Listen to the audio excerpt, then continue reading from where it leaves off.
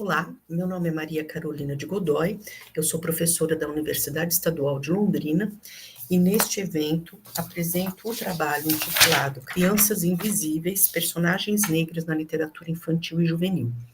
Esta comunicação está centrada, sobretudo, em duas obras, A Sombra da Mangueira, que é uma obra escrita e ilustrada por Ângelo Abu, e tem na sua narrativa vozes de crianças de Maputo, em Moçambique, e também a obra Irmãs da Chuva, de Gabriela Romeu e Anabela Lopes, da editora Peirópolis, a primeira é da editora Palas, que trata de uma narrativa híbrida de saberes, rezas, cantos, que vão trazer também a cultura afro-brasileira presente nessa narrativa. Na primeira, a cultura africana, e na segunda, a cultura afro-brasileira. Ambas são pensadas para o leitor infanto-juvenil, e sabemos que é desafiador, sobretudo quando se abordam as produções que tratam de culturas diversas ou pontos de vista pouco explorados na literatura tradicional, trabalhar com literatura voltada a essa temática. Na literatura brasileira, de temática afro, ou escrita por autoras negros e negras, narrativas míticas dos orixás, vocábulos do campo religioso, batida dos atabaques, cantos, cores e ritos compõem imagens e sons da linguagem literária e a representação visual. No que se refere às ilustrações dessa literatura, é uma força imagética para a formação identitária da criança, do leitor negro e negra. Passo agora a apresentação dos slides, após essa breve introdução, para que possamos acompanhar melhor o desenvolvimento das ideias.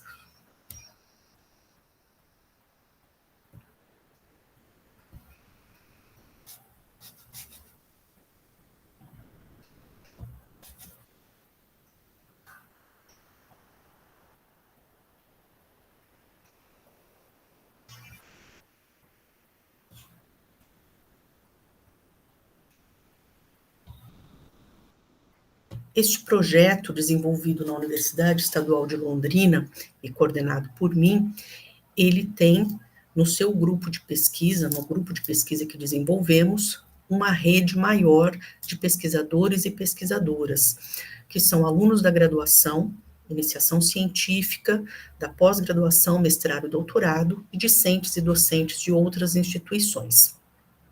Também faço parte do PAC, Programa Avançado de Cultura Contemporânea da UFRJ, como pesquisadora visitante, e faço parte do GT de Literatura Oral e Popular da ANPOL. Este projeto sobre literatura infanto-juvenil é financiado pelo CNPq, porque sou bolsista Produtividade 2.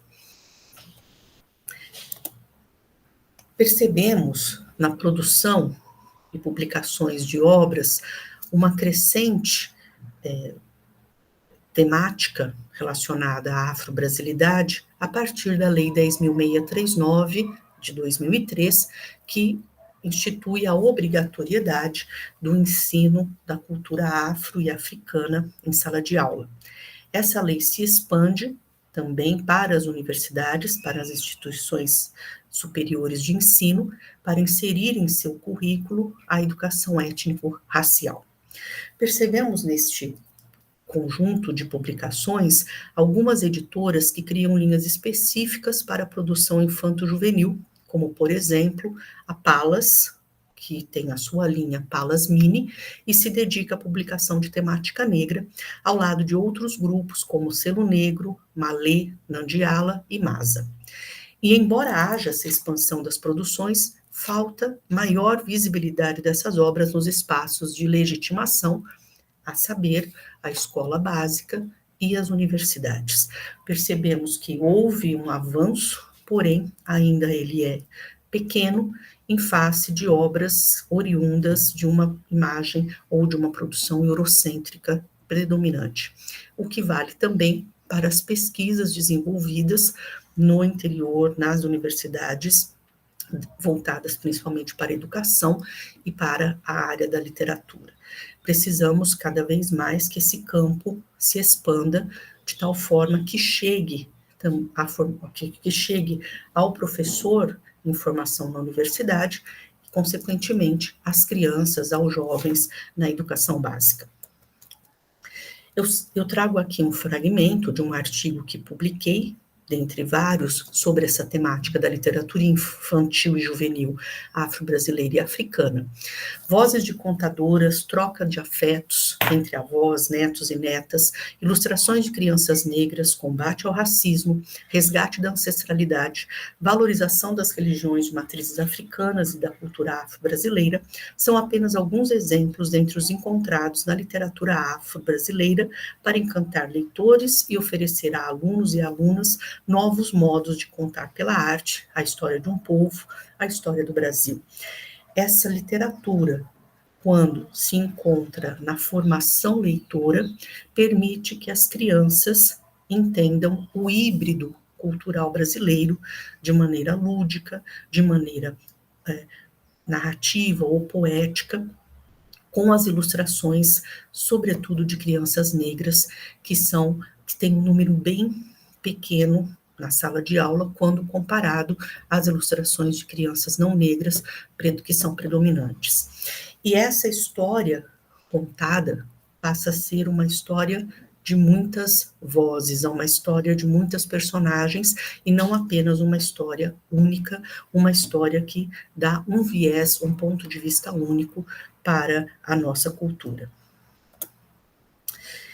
A primeira obra destacada, A Sombra da Mangueira, ela é escrita e ilustrada por Ângelo Abu, e ela está, na sua segunda parte, principalmente, voltada à narração de alunos da ONG Racumana.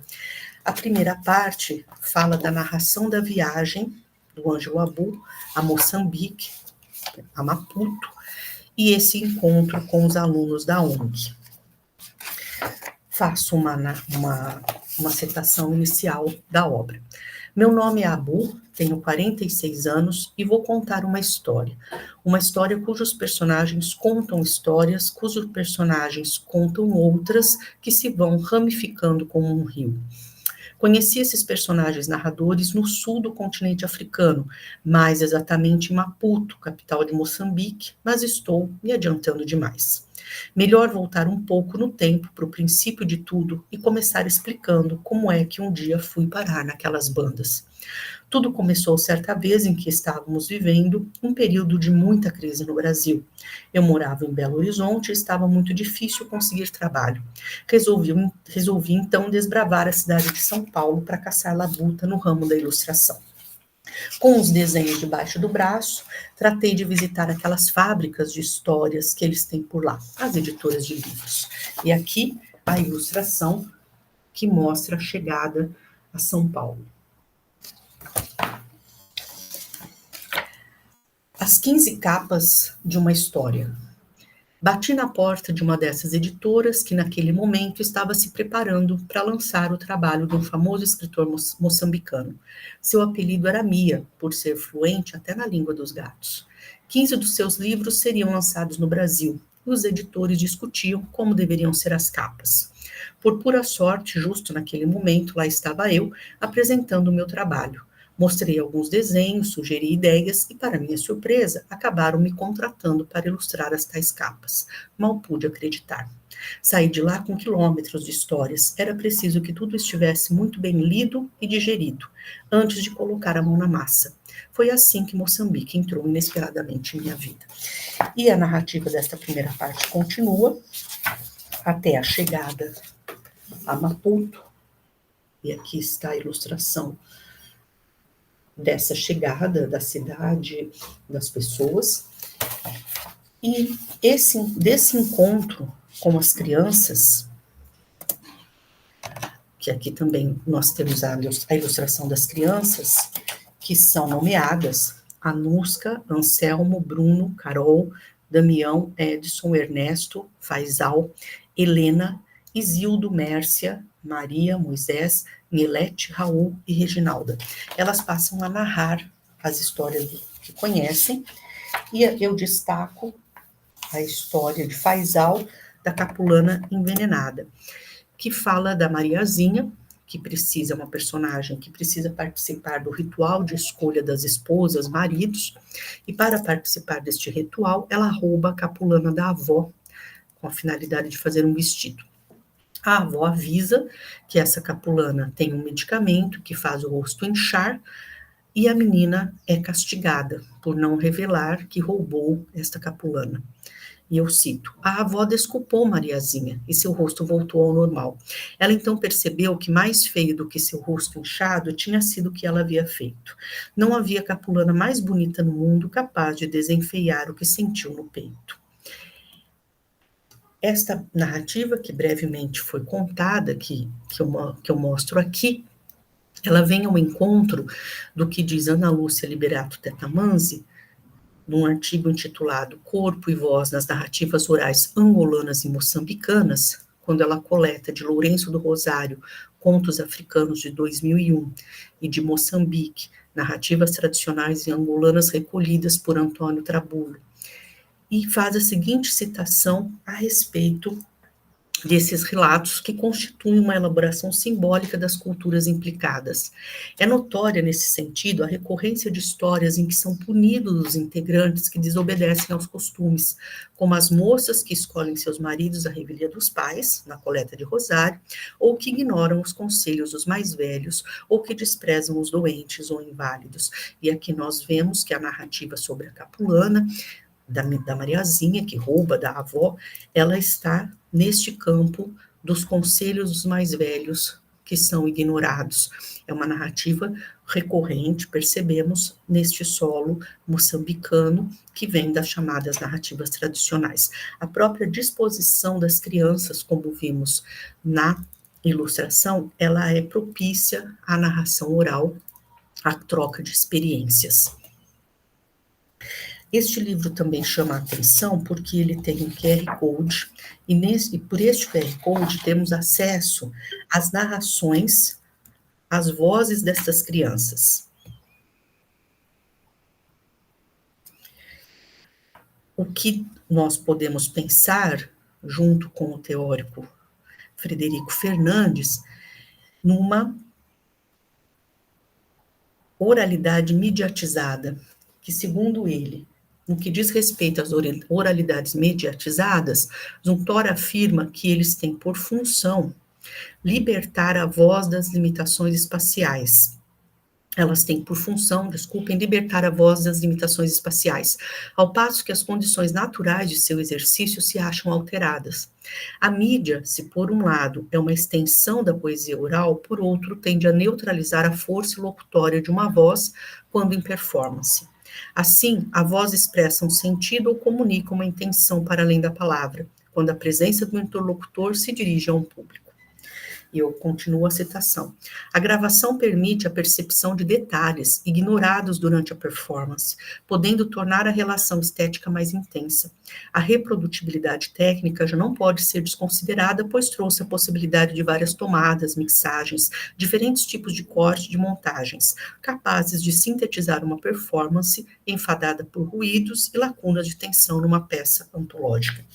E por essa tecnologia, por essa oralidade mediatizada, a criança leitora no Brasil tem contato com as vozes no aqui e agora, transportadas para outro continente, né, trazidas aqui para o Brasil, de crianças de Maputo.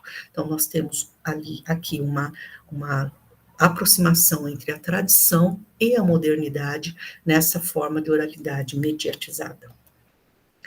A outra obra, a segunda obra que eu comento, é Irmãs da Chuva, é uma narrativa, na sua escrita, bastante sonora, que mistura rezas, cantos, saberes populares, e ela fala de duas irmãs, a Feliciana e a Damiana, que são gêmeas, e têm o poder em suas rezas de controlar a chuva, por meio das suas rezas.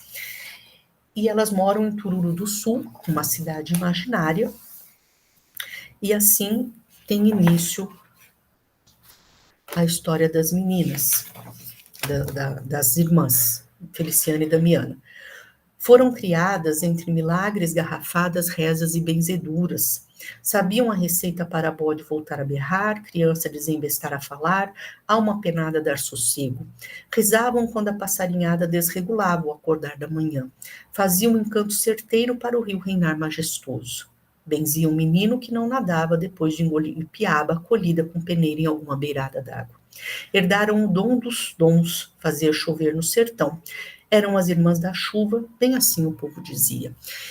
E Feliciana, após sentir saudades da chuva e começar a entoar cantos distante da irmã, cria um problema, que é uma chuva torrencial, também desencadeada pela reza que ela oferece a Santa Teresa, que nos dizeres do sertão ela também troveja, e por conta dessa chuva torrencial, ela precisa sair numa jornada para reencontrar a irmã e fazer com que essa chuva se abrande.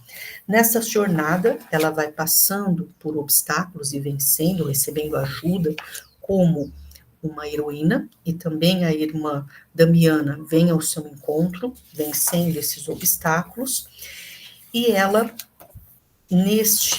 nessa trajetória, encontrará os saberes populares, ambas encontrarão os saberes populares. E nestes saberes, há o híbrido, no híbrido cultural, a presença das narrativas de origem das matrizes religiosas africanas, como, por exemplo, Santa Bárbara, Inhansã, Oiá Bendita, Matamba que nos céus estás escrita, com canto, reza e água de cheiro, espantai a tormenta do nosso terreiro. Carregou esse trecho da reza anotado num papelzinho. Poderia ser necessário numa hora de aperto durante a jornada para juntar as trovoadas espalhadas. Percebam quanto esta narrativa é sonora, aliando os conhecimentos orais no texto, no conteúdo e na sonoridade da narrativa. Aqui alguns exemplos das ilustrações, e ao final elas se reencontram e conseguem abrandar a tempestade. Como considerações, chamamos de finais, mas quase sempre são parciais. A cultura afro em sala de aula, ela apresenta esse universo tanto da cultura, da temática africana, quanto da nossa afro-brasilidade para a criança, que passa a ter outros referenciais, além daqueles hegemônicos. Também temos um leitor em desenvolvimento, uma leitora, uma criança negra, que poderá ver-se representada nas ilustrações, e também neste conhecimento tradicional, que muitas delas podem ter podem se aproximar, podem ter no seu convívio esses saberes. As narrativas de origem de países africanos permitem esse trânsito entre os continentes e que, de novo, lembramos da ancestralidade presente na nossa cultura, que é advinda dos homens e mulheres escravizados e escravizadas. E na narrativa de Maputo, das crianças de Maputo, temos ainda o uso de outras mídias, uma discussão recente, importantíssima, que permite perceber de que modo essas mídias são inseridas na sala de aula, beneficiando o letramento, beneficiando a formação leitora e de percepção da cultura, da arte por nossas crianças. E o ouvir e narrar. Essas crianças ouvem histórias, também podemos desenvolver projetos, atividades em que elas, assim como as crianças de Maputo, também irão narrar suas próprias histórias. Muito obrigada. Aqui ao final as referências que foram utilizadas para pensarmos nesta apresentação um pouco da narrativa infanto-juvenil afro. Obrigada.